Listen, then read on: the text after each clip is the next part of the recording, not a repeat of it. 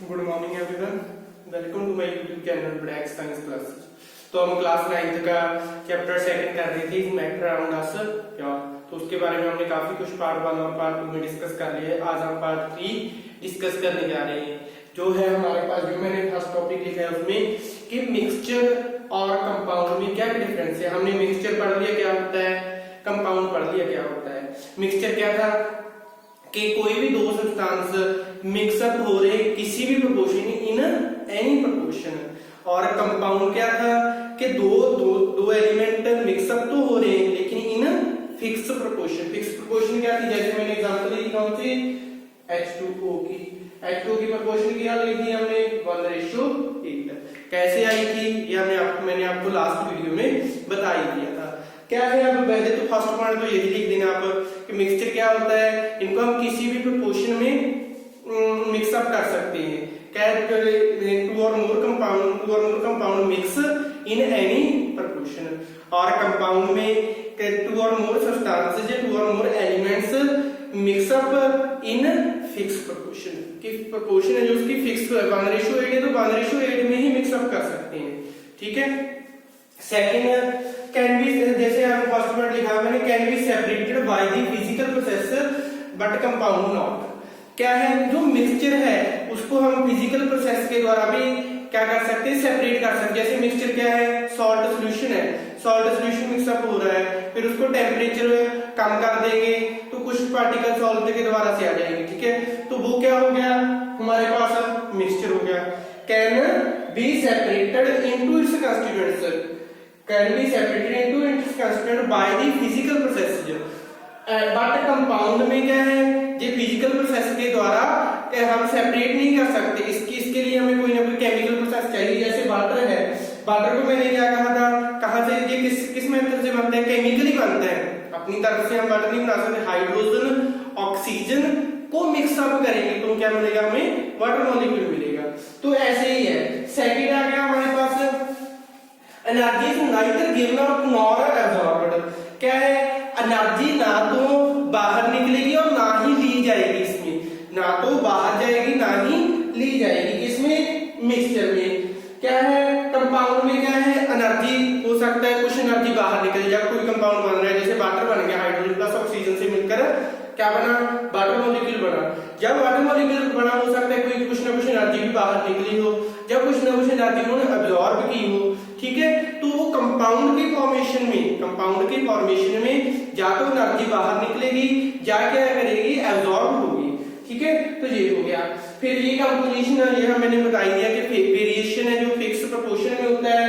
जो मिक्सचर है वो तो किसी भी प्रोपोर्शन में, एनी प्रोपोर्शन हो सकता है, वेरी करता है। ये कंपाउंड का मतलब क्या है, ये फिक्स प्रोपोर्शन में होता है। ठीक है, does not have a definite formula. हमें पता है कि मिक्सचर का, जैसे सॉल्ट सॉल्यूशन है, क्या उसका कोई फार्मूला है, नहीं है ना। तो क्या है कि मिक्सचर का जो है कोई फार्मूला में जो फिक्स फार्मूला नहीं है। ठीक है, डेफिनेट फार्मूला नहीं है। लेकिन अगर हम बात करें कंपाउंड की, तो क्या है, इसका एक डेफिनेट, कोई ना कोई डेफिनेट फार्मूला होता है। जैसे H2O हो गया, CO2 हो गया। ठीक है, फिर आ जाता है कि लास्ट पॉइंट है, does not have a fixed melting और बॉइलिंग पॉइंट। क्या है, मिक्सचर का जो बॉइलिंग पॉइंट है वो कोई, जब मेल्टिंग पॉइंट है वो फिक्स नहीं है कि इतना ही होगा। जैसे सॉल्ट सॉल्यूशन है वो 100 डिग्री सेल्सियस पे ही सारे का सारा डिसॉल्व हो जाएगा। ठीक है, हो सकता है सॉल्ट सॉल्यूशन 100 डिग्री पे सेल्सियस पे हो और कोई और सॉल्यूशन जैसे शुगर को वाटर में डिसॉल्व करेंगे वो ज्यादा टेम्परेचर पे चला जाए। ठीक है, तो इसलिए बॉइलिंग पॉइंट मेल्टिंग पॉइंट इसका फिक्स नहीं है।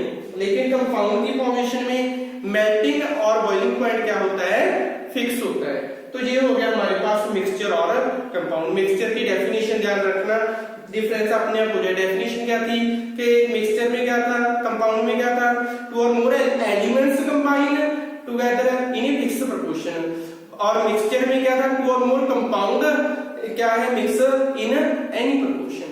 ठीक है, तो ये हो गया। फिर आगे हमारे पास सॉल्युबिलिटी। सॉल्युबिलिटी से पहले हमने सॉल्यूशन पढ़ा था। सॉल्यूशन क्या था, दो कंपाउंड मिक्स हो रहे थे। ठीक है, कोई भी सॉल्यूशन बन जाएगा, शुगर सॉल्यूशन हो गया, कोई भी सॉल्यूशन हो गया। फिर आ जाते हैं, उसकी टाइप्स आ जाती हैं सॉल्यूशन की।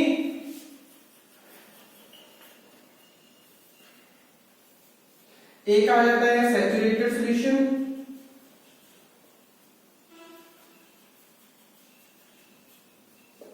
और एक आ जाता है अनसैचुरेटेड।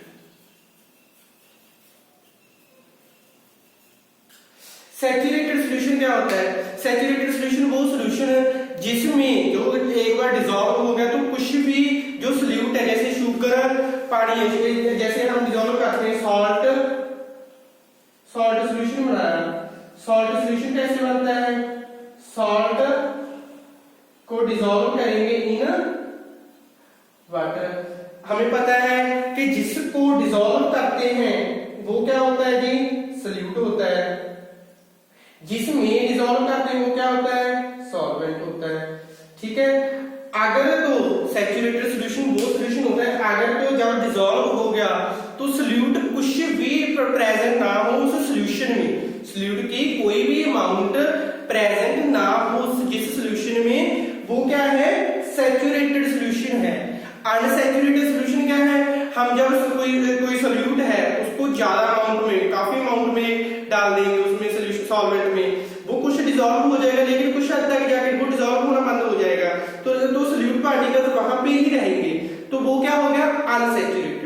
सैचुरेटेड सॉल्यूशन वो सॉल्यूशन जिसमें सॉल्यूट पार्टिकल्स ना मात्र हो, बिल्कुल भी ना रहे, ठीक है, सारे के सारे डिसॉल्व हो जाए, लेकिन सॉल्यूट दूसरे में क्या है? अनसैचुरेटेड में सॉल्यूट है जो कुछ ना कुछ अमाउंट में प्रेजेंट हो। ठीक है, अब पता चल गया होगा आपको सॉल्यूशन की सैचुरेटेड सॉल्यूशन क्या होता है और अनसैचुरेटेड सॉल्यूशन क्या होता है। फिर आ जाती है सॉल्युबिलिटी। सॉल्युबिलिटी से हमें मालूम है कि सॉल्युबल होना, सॉल्युबल का मतलब कोई डिसॉल्व होना। The maximum amount of solute which can be dissolve in 100 gram of solvent. क्या है कि जितनी भी ज्यादा से ज्यादा अमाउंट सॉल्यूट की एक 100 ग्राम सॉल्वेंट में डिसॉल्व हो जाएगी, कितनी भी हो, 10 ग्राम हो, कितनी भी हो, in grams, the maximum amount of solute which can be dissolved in 100 gram of solvent at क्या है? specified temperature। जो टेम्परेचर है हमारे पास उस टेम्परेचर पे जितना सॉल्यूट है सॉल्वेंट 100 ग्राम सॉल्वेंट में डिसॉल्व हो जाएगा, वो क्या होगी? उसकी सॉल्युबिलिटी होगी। ठीक है, पता चल गया ना। तो नेक्स्ट है हमारे पास जो आज का नेक्स्ट और लास्ट टॉपिक है कंसंट्रेशन। कंसंट्रेशन क्या हो जाती है? जैसे amount of solute present in given quantity of solution. Concentration भी वही है कि सॉल्यूशन में कितने सॉल्यूट पार्टिकल्स प्रेजेंट है। क्या है? Amount of solute present in given quantity of solution, कितने सॉल्यूट पार्टिकल्स प्रेजेंट है इन सॉल्यूशन में, तो क्या हो गया? वो कंसंट्रेशन। फिर इसको हम क्या लिख सकते हैं mathematically? Mass of solute present in 100 gram of solution. क्या है? मास of solute present in 100 gram of solution. इसका फॉर्मूला क्या है कंसंट्रेशन ऑफ सॉल्यूट का? ऊपर आ जाएगा मास ऑफ सॉल्यूट, नीचे आ जाएगा मास ऑफ सॉल्यूशन ग्राम में मल्टीप्लाई बाय 100, परसेंटेज निकालनी है हमें। और मास ऑफ सॉल्यूट तो हमें दिया ही होता है, साथ में अगर हमें मास ऑफ सॉल्वेंट दिया तो मास ऑफ सॉल्यूशन कैसे निकालना है? अगर तो सॉल्यूशन दिया है फिर तो ठीक है। अगर हमें मास ऑफ सॉल्यूट जैसे हमें बोल दे कि 10 ग्राम ऑफ शुगर हमने डिसॉल्व करना है 100 ग्राम ऑफ वाटर में, तो क्या हो गया? 10 ग्राम क्या हो गया? उसका सॉल्यूट का मास हो गया, 100 ग्राम किसका हो गया? सॉल्वेंट का। लेकिन हमें चाहिए क्या यहाँ पे? सॉल्यूशन का। तो हमें मास ऑफ सॉल्यूशन कैसे निकालना है? मास of solute plus mass of solvent. जब हमें मास ऑफ सॉल्यूट दिया हो, मास ऑफ सॉल्वेंट दिया हो, तो हमने पहले काम क्या करना है? उसका मास सॉल्यूशन का निकाल लेना है। कैसे निकलेगा? मास of solute plus mass of solvent is the mass of solution. जैसे मैंने एग्जांपल ली है, solution contains 30 gram of sugar dissolved in 370 gram of water. क्या करना है हमने? Sugar in water. मैंने क्या कहा था? जिसको डिसॉल्व कर रहे हैं वो क्या है? हमारा सॉल्यूट है। जिसमें डिसॉल्व कर रहे हैं वो क्या है? सॉल्वेंट है। अब आपको सॉल्यूट में और सॉल्वेंट में अच्छे से डिफरेंस पता चलेगा कि सॉल्यूट क्या है? जिस अमाउंट को हम डिसॉल्व कर रहे हैं, जिस भी सब्सटेंस को डिसॉल्व कर रहे हैं, जैसे बोला शुगर को वाटर में, शुगर को वाटर में करना है तो शुगर क्या है उसका सॉल्यूट हो गया और वाटर क्या हो गया, सॉल्वेंट हो गया।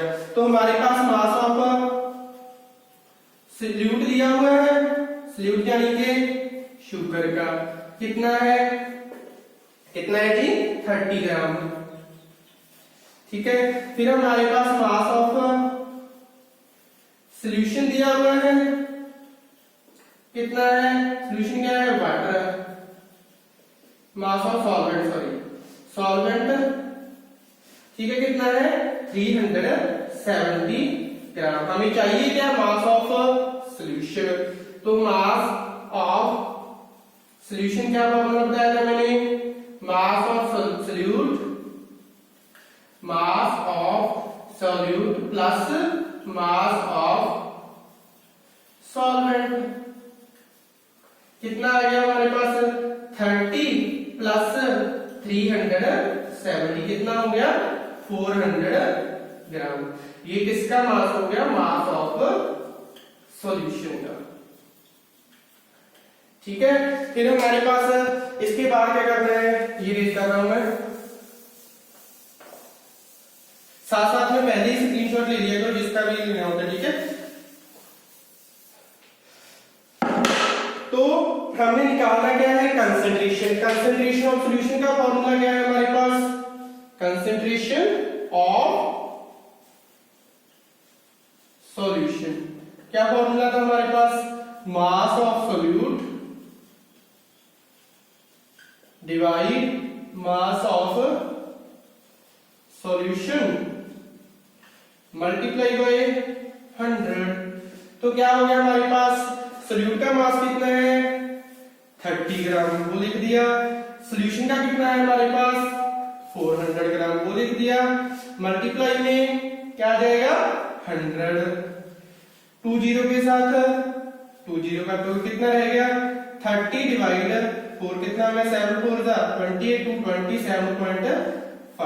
तो कंसंट्रेशन कितनी आ गई, कंसंट्रेशन ऑफ सॉल्यूशन कितनी आ गई हमारे पास 7.5। तो ये न्यूमेरिकल बेस्ड क्वेश्चन आते हैं, आपको सीबीएसई में हो चाहे पीएससी भी हो, न्यूमेरिकल बेस्ड क्वेश्चन आते हैं तो ऐसे करनी हो। तो हमने सिर्फ हमें क्या याद करना है कि कंसंट्रेशन ऑफ सॉल्यूशन क्या होती है, मास of solute divide mass of solution multiply by 100। Solute का मास दिया हुआ है, सॉल्वेंट का दिया हुआ है, तो हम सॉल्यूशन का निकाल सकते हैं। तो ये था हमारा आज का टॉपिक। नेक्स्ट वीडियो में हम लास्ट पार्ट रह गया हमारा सेपरेशन कैसे करते हैं, सेंट्रीफ्यूगेशन फिल्ट्रेशन का टॉपिक और फिजिकल चेंज और केमिकल चेंज, 2 टॉपिक है वो नेक्स्ट पार्ट में हम डिस्कस करेंगे। तब तक आप इसके न्यूमेरिकल अच्छे से ज्यादा न्यूमेरिकल निकालते रहा करो, जितना काम करते हैं वीडियो में उससे ज्यादा किया करो, ठीक है। तो ज्यादा से ज्यादा हमारे चैनल को सब्सक्राइब भी करें और वीडियो को लाइक और कमेंट जरूर करते रहें। धन्यवाद, थैंक यू।